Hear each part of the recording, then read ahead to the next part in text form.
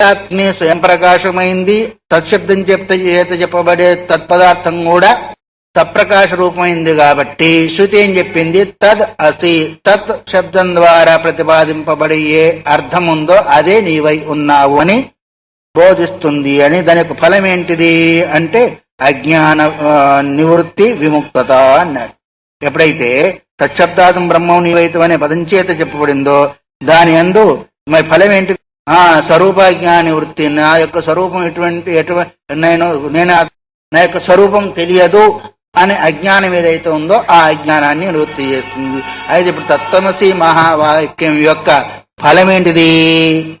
స్వరూపాజ్ఞాన నివృత్తి అనేదాన్ని గుర్తు చేశాడు. వల్ల ఇప్పుడు దీనివల్ల వచ్చింది ఇది లక్షణ ద్వారా వచ్చేసింది. త్వంపదము పదం యొక్క లక్ష్యార్థము, తత్ అనే పదానికి వాక్యార్థానికి సంబంధం కలిగిన వాక్యార్థం ఏదైతే ఉందో దాని యొక్క లక్ష్యార్థము భేదమా అభేదమా? దానికి దీనికి భేదం అనేది లేదు. అది స్వయం ప్రకాశమైన ఆత్మ, ఇది స్వయం ప్రకాశమైన ఆత్మ, బ్రహ్మాభిన్నమైన చిదాత్మ మన త్వంపదం చేత తాత్పర్యంగా ప్రతిపాదిస్తుంది. అంటే కేవలం చైతన్యం తీసుకున్నప్పుడు అటు అంతఃకరణాదులు పోయినాయి, ఇటేం పోయినాయి?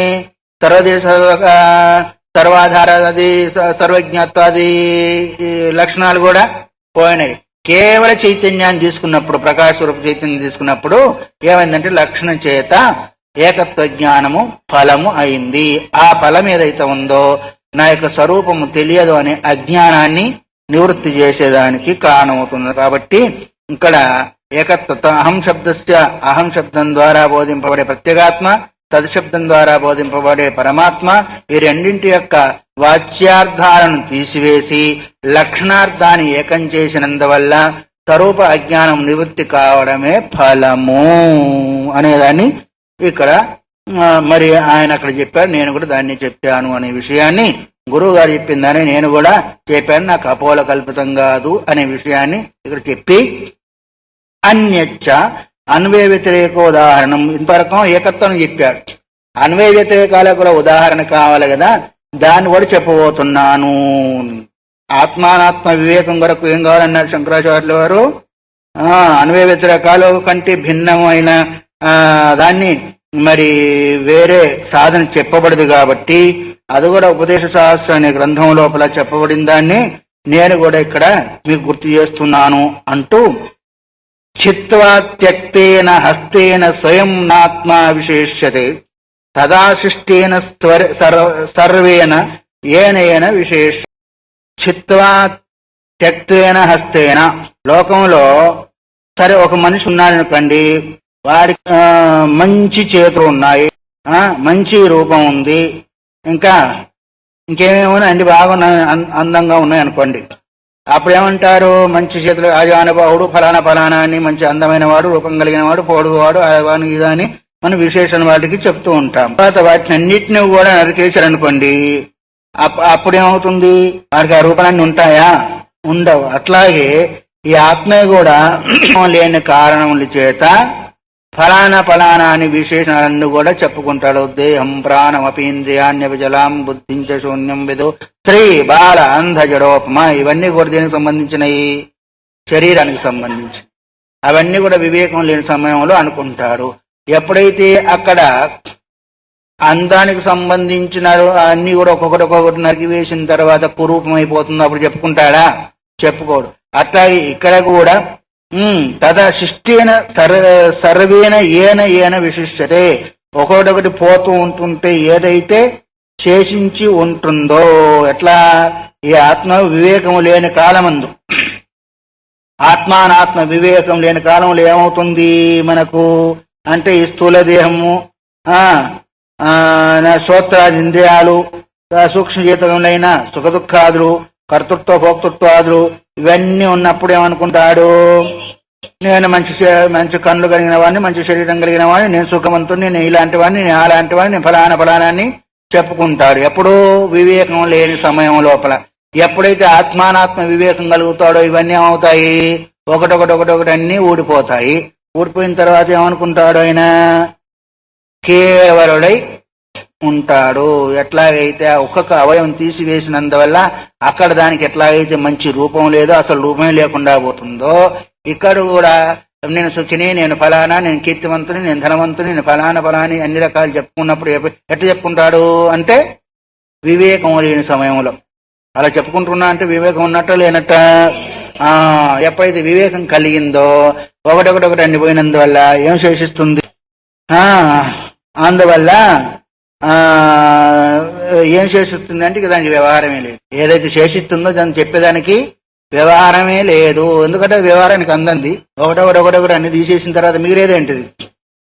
విశిష్టదానికి విశేషం అనేది ఇంకొకటి లేనే లేదు, కేవలం ఏకమై శేషమై ఉంటుంది. కాబట్టి విశేషణ విధం సర్వం సాధు అలంకరం యథ అవిద్యాధ్యస్తమత సర్వం జ్ఞాతం ఆత్మని అసద్భవేతు. ఈ విశేషం అంతా కూడా మరి ఓలు నిండా అలంకారం చేసుకుని వచ్చాడనుకోండి. నాకు ఎప్పుడు కన్ను మూసుకుంటే ఒకసారి గుర్తు చేసుకుంటే అదే గుర్తుకొస్తుంది. ఒక అమ్మగారు ఇంత ఇక్కడ దాకా బంగారు గాజులు పెట్టుకుంది, ఇక్కడ నుంచి ఇక్కడ దాకా, ఇక్కడ నుంచి ఇక్కడ దాకా పెట్టుకొని నన్ను చూడు, నా అందం చూడు. ఎవరు? పుణ్యస్త్రీ కాదు, ఎవరో మా లలితమ్మ గారికి వాళ్ళు తెలుసులే. వచ్చింది మళ్ళీ ఇట్లా మాట్లాడుతూ ఉంది, ఎందుకంటే ఇవన్నీ చూడాలని. అప్పుడు ఏమవుతుంది? ఇప్పుడు కొత్తగా దాన్ని పెట్టుకుంటే ఏళ్ళకు ఉంగరము గడియారం పెట్టుకున్న వాళ్ళు మాట్లాడాలంటే కాదు, వాళ్ళు అటు చేశాడు ఇటు చేశాడు, ఎందుకంటే చూడాలని, ఈ చేతుకున్న చూడాలని. వాళ్ళు అట్లా మాట్లాడారు, వీళ్ళు ఇట్లా మాట్లాడారు, నేను ఇట్లా మాట్లాడి చూసాను, ఎందుకంటే చూస్తే ఎత్తితే ఏమవుతుందంటే చూస్తారు, అప్పుడు అడుగుతారు కదా. అట్లాగే ఈ అలంకారాలు పెట్టుకున్నందువల్ల ఏమైంది? శరీరానికి ఒక అందం వచ్చిందని వాడు అనుకుంటున్నాడా లేదా? ఆ అలంకారాలు తీసేటప్పుడు ఏమైంది? ఆ అందం అనేది లేకుండా పోయింది. అదే ఉదాహరణ ఇక్కడ ఇస్తున్నాడు. విశేషణ విధం సర్వం సాధు అలంకరణం యథ, అలంకరించినప్పుడు ఎట్లాగైతే ఇది అందంగా కనిపిస్తుంటుందో, అవిద్యాధ్యస్తమత సర్వం జ్ఞాతం ఆత్మని అసద్భవేతు, అవిద్య చేత ఆరోపింపబడినందువల్ల మరి ఆత్మ ఏంటిది? ఎప్పుడైతే ఆత్మను తెలుసుకుంటాడో ఇదంతా కూడా ఇప్పుడేమైంది? శరీరానికి అన్ని అలంకరించినందువల్ల అందంగా ఉంది. ఎప్పుడైతే అలంకారాలు ఇవన్నీ ఒట్టివే అని తెలిసిన తర్వాత తీసివేస్తాడో అప్పుడు దానికి ఏది కూడా సత్యంగా గోచరింది. ఎట్లాగో ఎప్పుడైతే ఆత్మజ్ఞానం కలుగుతుందో అప్పుడు ఇదంతా కూడా మిథ్యే అనే భావము అవిద్యాధ్యస్తమత అధ్యస్తం అత సర్వం జ్ఞాత ఆత్మని అసద్భవేతు. ఎప్పుడైతే సమస్తము అసత్యము అని తన ఆత్మజ్ఞానం కలిగినందువల్ల మిథ్యగా భావిస్తాడు.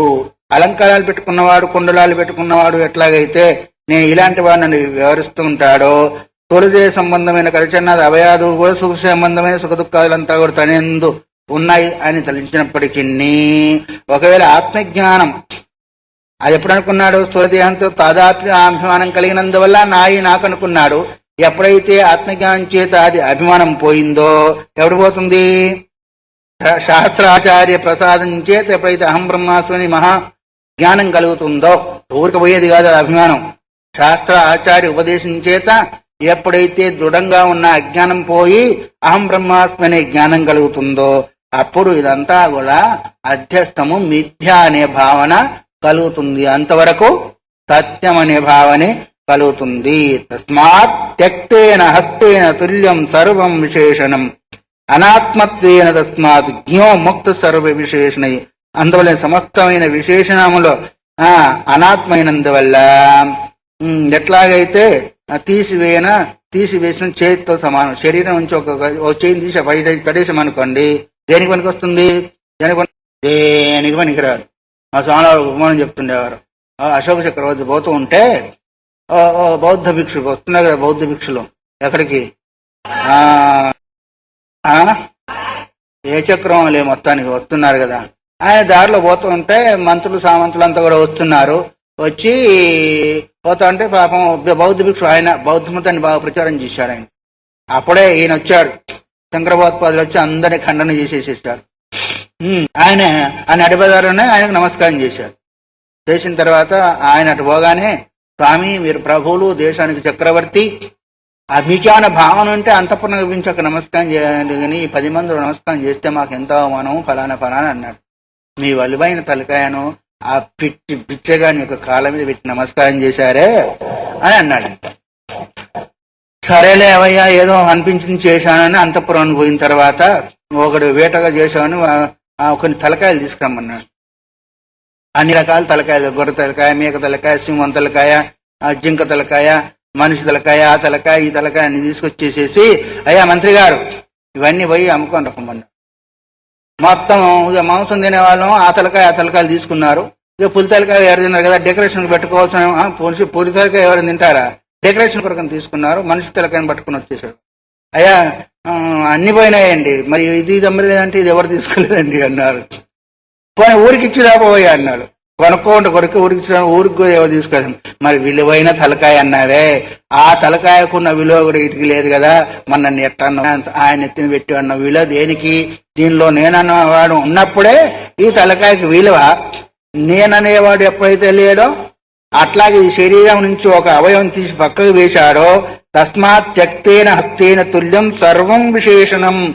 చేతిని శరీరం నుంచి తొలగింపబడిన చెయ్యికి ఎంత అయితే విలువ ఉందో మిగతా విశేషణాలన్నీ అని ఆభరణాలు కావచ్చు, ఇంకోటి కావచ్చు, ఇంకో చచ్చిపోయిన వాడికి ఆభరణాలు పెట్టి ఏమైనా విశేషం ఉంది చెప్పండి? చచ్చిపోయిన పీనికి పెడతారా, తీసేస్తారా? ఉన్నాయి కూడా. ఏమైనా పెడితే ఏమవుతుంది? అయ్యా నువ్వు సంపాదించుకున్నావు, నువ్వే పట్టుకోకూడదా? ఎక్కడ వాడు సంపాదించుకున్నాయి కదా, నీయేం కాదు కదా. అందంగా ఉంటాయే కదా చేయించుకున్నాడు, పెట్టుకున్నాడు. మరి ఇప్పుడు ఆ అందం ఎక్కడ పోయింది? హస్తో గీస్తో శరీరానికి అలంకారం అందమని కదా బంగారము ఇంట్లో వాళ్ళతో పోట్లాడి కొట్లబడి తిట్లబడి అన్ని చేయించుకున్నారు కదా. ఉపవాసం కూడా ఉన్నారు కదా, చేయకపోతే నువ్వు చేయిస్తే తింటాను లేకపోతే లేదనే ఉద్దేశం చేత మరి అంత పట్టుదలతో చేయించుకొని మరి ఏది శరీరంలో నుంచి నేను అండిపోగానే పట్టి చూడ భయమందునురా అని శంకరాచార్యులు అన్నారు. ఆ అలంకారాలు ఎక్కడ బాయా, ఆ ముచ్చట్లు ఎక్కడ బాయా, నువ్వు లేనిదే నేను బ్రతకలేనని ఆ భావన ఎక్కడ బాయా, నీ జీవితం నా జీవితం అనే ఎక్కడ బాయా, పోట్లాట్లు ఎక్కడ బాయా, గీట్లాట్లు ఎక్కడ బాయా, ఆఖరికి తీసుకుపోయి అందబెట్టి ఒక్కసారి బగ్గమని మండించేసారు. అయ్యి అదో ఆ తీసివేసిన అలంకారాలకి ఎట్లా అయితే విలువ లేదో అట్లాగే ఈ విశేషణాలన్నీ కూడా ముక్త సర్వ విశేషణై తస్మాత్ జ్ఞ అంటే ఆ జ్ఞానం కలిగిన వాడు చిద్రూపుడైన ఆత్మ సమస్త విశేషణాల చేత విడవబడి ఉంటాడు, కేవల సాక్షిమాత్రుడై ఉంటాడు. అందువల్ల శరీరం నుంచి ఎట్లా అయితే హస్తం తీసివేసినందువల్ల ఎట్లా అయితే దానికి విలువ లేదో అట్లాగే సమస్త విశేషణాలు తొలగించినందువల్ల ఆ విశేషణాలతో పని లేదు, కేవలం చిదాత్మ స్వరూపుడై ఉంటాడు. అనాత్మత్వేన తస్మాత్ జ్ఞ. ఇదంతా కూడా అనాత్మాన్ని తొలగించుకొని ఎవడు జ్ఞ ముక్త సర్వ విశేషణై, ఆ తెలుసుకునే తెలియగలిగిన జ్ఞాని అయిన వాడు సమస్త విశేషణాలు ఏంటి, నేను కర్తను భోక్తను ఫలానా ఫలానా ఫలానా అని ఏ విశేషణాలను పెట్టుకున్నాడో అవన్నీ కూడా ఎప్పుడు నా యొక్క స్వరూపం ఇటువంటిది అని తెలుసుకున్నప్పుడు అంతవరకు అన్ని ఉంటాయి. ఇంకా జన్మలు కూడా ఉంటాయి. తన యొక్క స్వరూపం తెలుసుకునేంతవరకు సమస్తం ఉంటాయి. జ్ఞాతైవాత్మా సదాగ్రాహ్యం జ్ఞేయం ఉత్సృజ్య కేవల అహమిత్యపియత్ గ్రాహ్యం వ్యపేతాంగ సమం హితత్. తెలుసుకునేదాన్ని వదిలిపెట్టాడు. ఆ తెలుసుకున్నవాడే నిరవయమై ఉన్నారు కాబట్టి ఆ ఆత్మ ఎప్పుడు కూడా అదే ఆత్మాన్ని గ్రహించాలి. తెలియబడే వస్తువులన్నీ కూడా పోయినాయి. తెలియబడే వస్తువులు ఏంటి? జడము. తెలుసుకునేవాడు చైతన్యము. తెలియబడే వస్తువులు ఎప్పుడైతే పోయినాయో జ్ఞాతైవ ఆత్మ సదాగ్రాహ్యో జ్ఞేయం ఉత్సృజ్య కేవల. జ్ఞేయ పదార్థాలంటే సమస్త అనాత్మ పదార్థాలంతా ఉత్సృజ్య అంటే వదిలిపెట్టేశాడు. ఆ అహమిత్యభేద గ్రాహ్యం నేను అని ఏదైతే గ్రహింపబడుతుందో, ఏ ఆత్మ అయితే ఉందో దాన్ని గ్రహించినందువల్ల ఈ వదిలిపెట్టిన చేతితో సమానమని సమస్తానంతా కూడా అసత్యంగా భావించి అహమిత్వతి గ్రాహ్యం వ్యపేతాంగం సమమిహితతో. వ్యపేతాంగం అంటే శరీరం నుంచి తొలగింపబడిన అవయవం ఎటువంటిదో అలాంటి అవయవ సదృశంగా సమస్త విశేషణాలు పోయి తానుగా ఉంటాడు.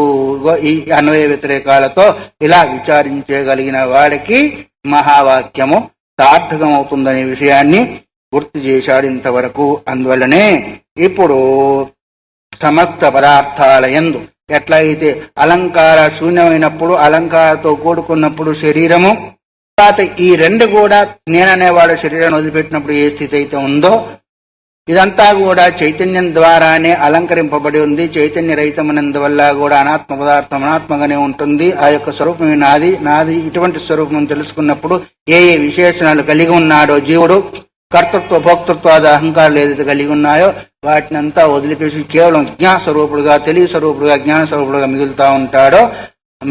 అనుకుంటా ఉంటాడో వాడికి సార్థకమవుతుంది అనే విషయాన్ని గుర్తు చేశారు. ఈ రకంగా దేహేంద్రియాలు మరి ఒకప్పుడు ఉండి ఒకప్పుడు లేనందువల్ల ఆత్మ విశేషణాలు కావు అని, మరి దృశ్యములైనందువల్ల ఆత్మ విశేషము కావని, మరి దృశ్యమైనందువల్ల ఆత్మకు విశేషణాలు కావు.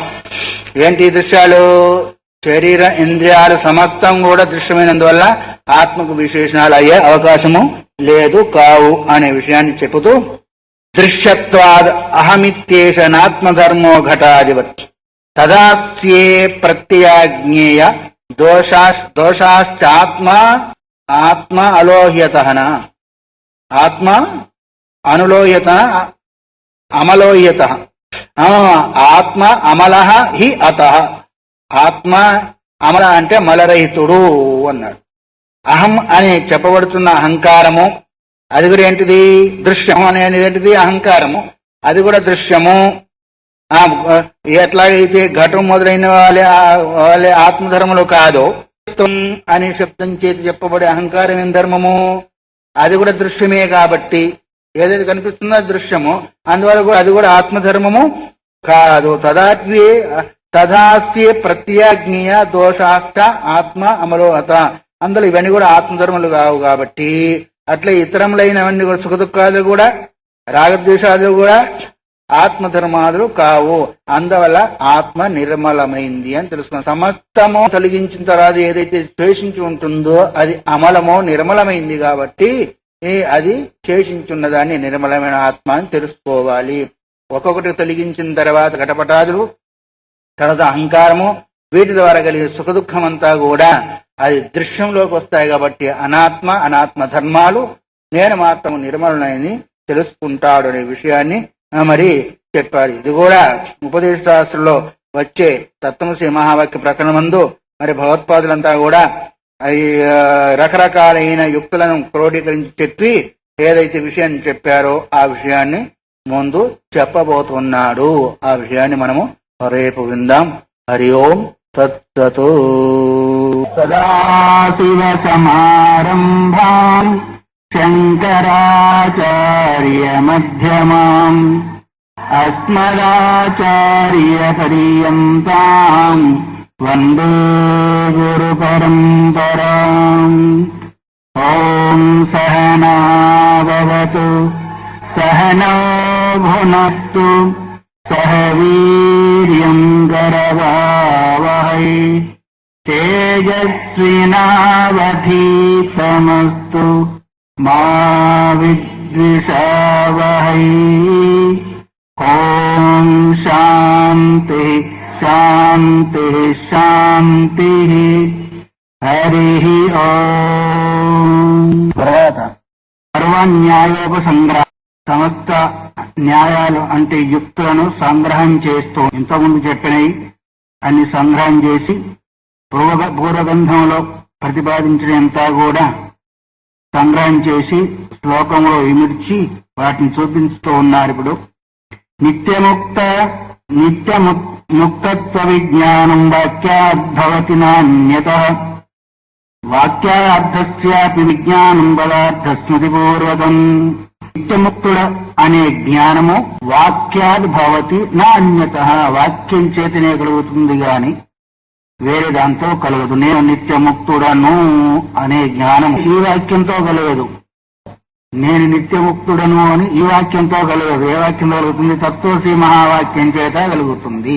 త్వం అసి ఈ మూడు పదార్థాల యొక్క వాచ్యార్థ లక్ష్యార్థాలను విచారించి అన్వయ వ్యతిరేకాలతో ద్వారా లక్షణావృత్తి ద్వారా ఎప్పుడైతే ఏకత్వాన్ని గ్రహించి ఏకత్వ జ్ఞాన ప్రతిపాదకమైన తత్వం నేనేను, అందువల్ల నిత్యముక్తుడను అనే భావన దేంతో కలిగింది? ఇప్పుడు నా అన్యత వేరే దాని చేత కలిగే అవకాశము లేదు. వాక్యార్థస్యాపి విజ్ఞానం పదార్థ స్మృతి పూరకం కొన్ని వాక్యార్థ జ్ఞానం ఎలా కలుగుతుంది అంటే పదార్థ జ్ఞాన పూర్వం ముందు గురవే ఉండాలి. పదంలోని వాక్యంలోని పదాలకు ఉండే అర్థం వాక్యార్థ జ్ఞానే పదార్థ జ్ఞానం హేతు అన్నారు. వాక్యం యొక్క అర్థం తెలియాలంటే పదాల యొక్క అర్థం తెలిసి ఉండాల. అందువల్ల వాక్యార్థ జ్ఞానం కావాలంటే పదార్థ జ్ఞానం కావాలి. నేను నిత్యముక్తులు అనుకుంటే వాక్యార్థం జ్ఞానం కావాలి. ఒకదానికొకటి ఆధారపడి ఉన్నట్టుగా ఉంటుంది. అందువల్ల అన్వయ వ్యతిరేకాల చేత తెలియబడేది ఇది ఎక్కడ.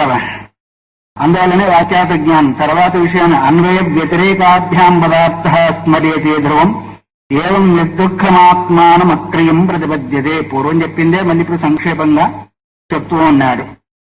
పదార్థాలను యొక్క పదార్థము అన్వయ వ్యతిరేకాల చేత తెలియబడుతుంది.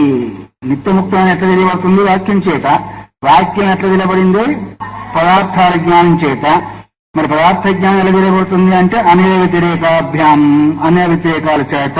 ఇది ముమ్మాటి కూడా స్మర్యతే ధ్రువం, నిశ్చయంగా సత్యంగా నేను చెప్తున్నాను అన్న. పాపం మనల్ని మెప్పించేదాని కొరకు ఎంత కష్టపడుతున్నాను. నేను సత్యంగా చెప్తున్నాను, అసత్యము చెప్పడం లేదు. ధ్రువం అంటే ఇది నిశ్చయం, సత్యము అనే భావం చేత. ఎందుకు అంటే ఒక పిల్లవాడిని మెప్పించాలంటే తల్లి ఎన్ని తంటాలు పడతా ఉంటుందో, ఒక పూర్తి అజ్ఞానబద్ధుడైన జీవుణ్ణి పైకి లేపాలంటే కూడా గురువులు అంత తంటాలు పడతా కూర్చుంటారు మరి మన కొరకు. అందువల్ల సత్యం స్మర్యతే ఇది ధ్రువం ఏవం నిర్దుఃఖమాత్మానం. ఈ రకంగా దుఃఖరహితమై క్రియాశూన్యమైన ఆత్మను తెలుసుకొనుచున్నాడు. ఈ రెండు శ్లోకాల్లో అర్థమి మనం ఇదివరకు ఎన్నిసార్లనో మనకు రకరకాలుగా చెప్పి సంక్షేపంగా ఇక్కడ విషయాన్ని సూచించి అత్యంత దుఃఖ నివృత్తి పరమానంద ప్రాప్తి వాస్తవికమైన స్వరూపము. అందువల్ల ఆ స్వరూపము నేను అయి ఉన్నాను అంటే వాక్యార్థ జ్ఞానం కావాలి. వాక్యార్థ జ్ఞానం కావాలంటే పదార్థ జ్ఞానం కావాలి. పదార్థ జ్ఞానం అంటే అన్వయ వ్యతిరేకాలతో తెలియబడుతుంది. ఇది వాస్తవికి ముమ్మాటికి సత్యము. నిర్దుఃఖమాత్మాను అక్రియం ప్రతిబుద్ధితే. నేను దుఃఖరహితమైన వాణ్ణి, క్రియారహితమైన వాణ్ణి అనే భావన చేత అవగాహన చేసుకొని నిత్య ముక్తుడై నిత్య తృప్తుడై ఉంటాడు జీవుడు అనే విషయం చెప్పి సదేవేత్యాది వాక్యేభ్య తమా స్ఫుటతరా భవేతు దశమస్త్వమసీత్యస్మాద్యథైవం ప్రత్యేగాత్మని.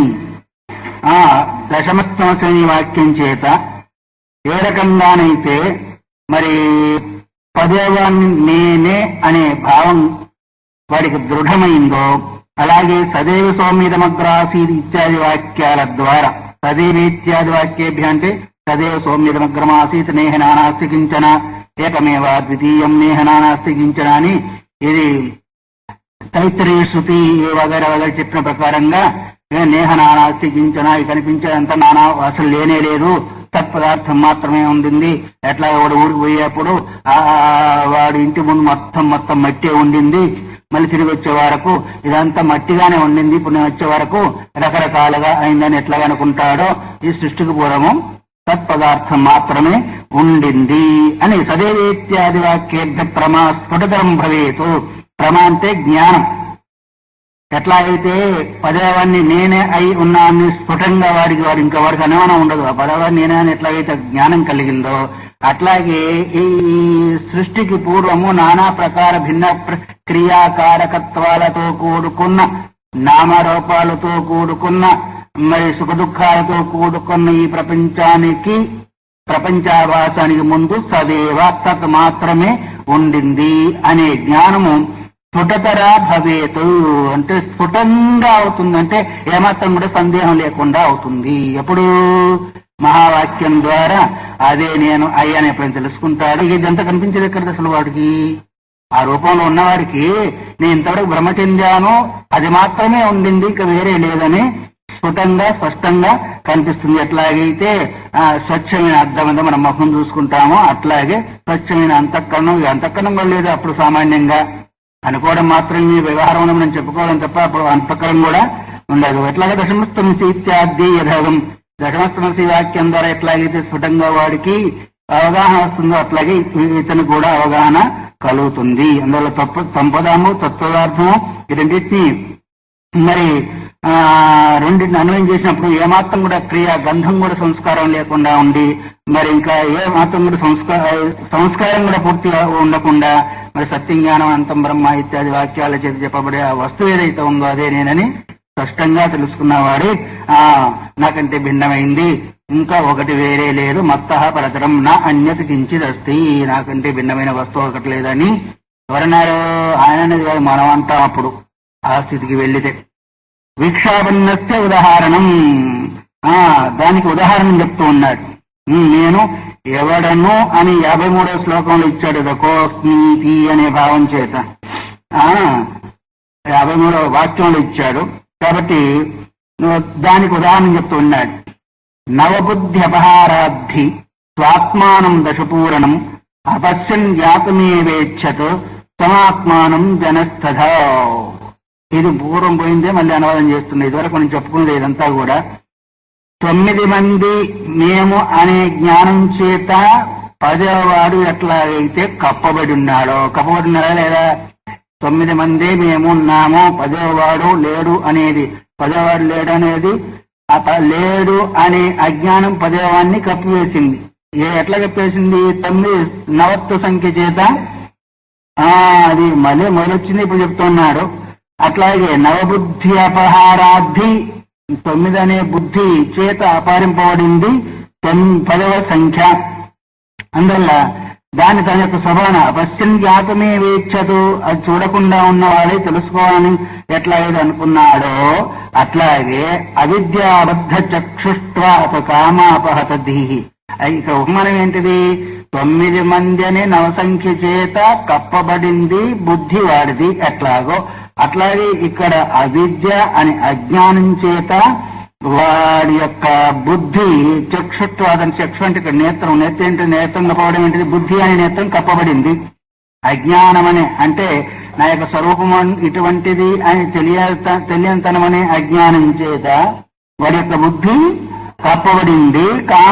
అంతేకాదు కామాపహృత ధీహి, కామం చేత అపహరింపబడిన బుద్ధి కలిగిన వారు, కామైస్తైస్తై అభరత జ్ఞాన. గీత కూడా ఏం చెప్పింది? ఆయా కోరికల చేత పడింది. 9 సంఖ్య అనేది ఎట్లా అయితే ఇవన్నీ బుద్ధిని కప్పిపెట్టి 10వ లేదంటుందో, కామాపృత ధీహి సదా అని ఒకసారి కాదు, 2 సార్లు కాదు, అక్కడ సదా అంటే సర్వకాల సర్వావస్థల యందు, అన్ని కాలాల్లో అన్ని అవస్థల్లో కూడా ఏం చేత? కోరికల చేత అపహరింపబడిన బుద్ధి కలిగిన వాడు. ఏం కోరిక? కోరిక అంటే తెలియదా ఏంటి? వెతికించదు, ఉదయం లేచింది మొదలు సాయంత్రము ఇది చూడాలి, ఇది వినాలి, ఇది అది కదా, ఇది చూడాలి, ఇది వినాలి, ఇది తినాలి, ఇది చెయ్యాలి, ఇది వెళ్ళాలి, ఇవన్నీ ఏంటి? అవే కదా, ఇంకోటి ఉన్నదా? ఏది ఎతికించేది ఏదేది చెప్పింది ఒకే రకంగా ఉందన్న చెప్పాలా, లేకపోతే పెద్దవాళ్ళని అన్వయం చేస్తూ వాళ్ళు చెప్పిన మాదిరిగా నేను కూడా చెప్పినాను కానీ నేను చెప్పింది ఆయన